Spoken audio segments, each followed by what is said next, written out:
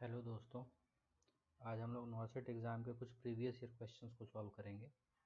नॉर्सेट exam means nursing officer recruitment common entrance test. Question number 1, all elderly are tend to be more susceptible to infection because of. Elderly means old age peoples.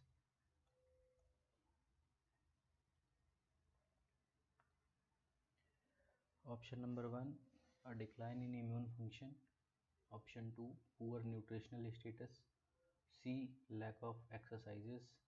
And D, increased exposure of pathogens. इस question को answer करने के लिए हमें पहले ये जानना होगा कि एल्डरली या ओल्ड एज पीपल में से क्या चेंजेस होते हैं। तो मोस्ट कॉमनली पहला हम बात कर लें तो होता है न्यूरोलॉजिकल चेंजेस,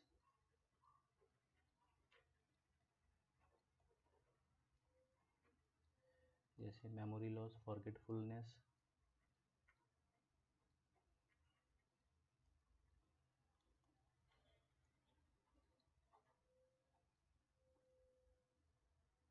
अल्जाइमर्स, पार्किंसंस। दूसरा मस्कुलोस्केलेटल, इसमें क्या होता है, जो फैटी टिश्यू होते हैं जो स्किन के नीचे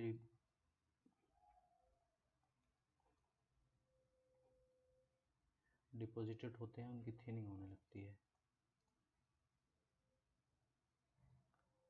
और मसल वेस्टिंग होती है। तीसरा इम्यूनोलॉजिकल,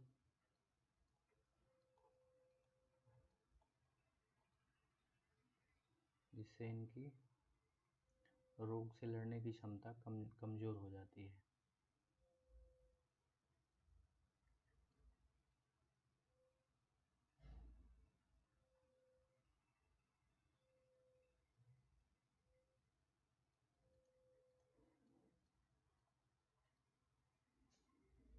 इसका करेक्ट आंसर होगा option A, decline in immune function. Question number 2, which of the following functions should the nurse prioritize when taking care of a patient with a platelet count 23,000?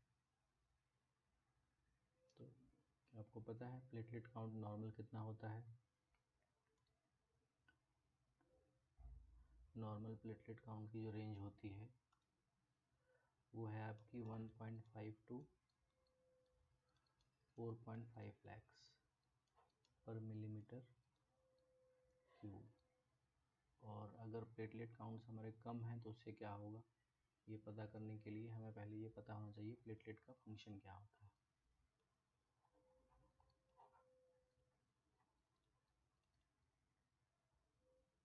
Platelet के commonly functions होते हैं haemostasis.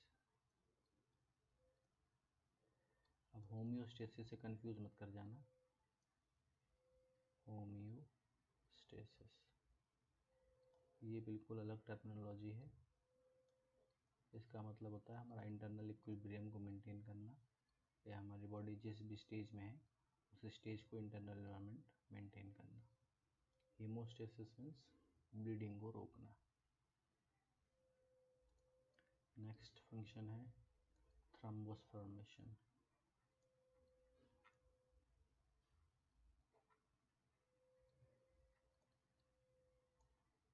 Next wound healing. अब अगर हमारा platelet count 1.5 to 4.5 lakh से कम है, that means कि हमारी ये फंक्शन प्रॉपरली काम नहीं कर रहे होंगे। तो इसमें हमारा जो ऑप्शन हमारे लिए सही होगा वो होगा protect the patient from injury. Because अगर पेशेंट को इंजरी होगी तो उसको ब्लीडिंग के चांसेस इंक्रीज हो जाएंगे या पेशेंट ब्लीड करने लगेगा। Next, which of the following substance is released during inflammatory process when platelets are activated. हमारे प्लेटलेट से क्या रिलीज होता है इन्फ्लेमेटरी प्रोसेस के दौरान। Correct answer will be serotonin.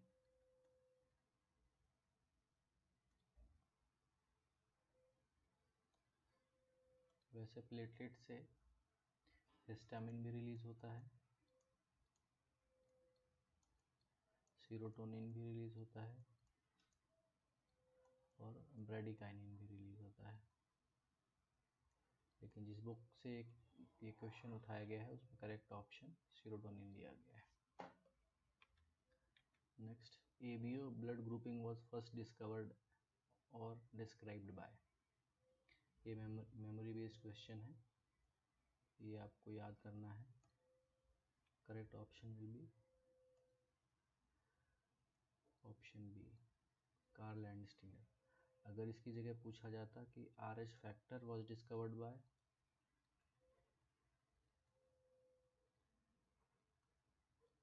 तब आंसर होता आपका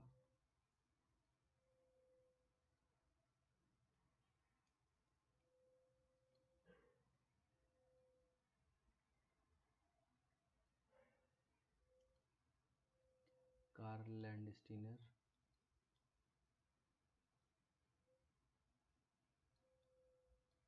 एंड AS वीनर।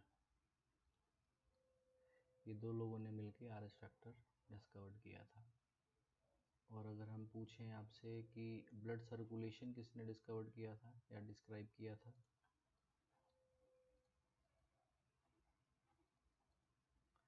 तीनों अलग अलग चीज़ें हैं। ABO ब्लड ग्रुपिंग अलग चीज़ है, RH फैक्टर अलग चीज़ है और ब्लड सर्कुलेशन अलग चीज़ है। तो ब्लड सर्कुलेशन डिस्क्राइब किया गया था विलियम हार्वे के द्वारा।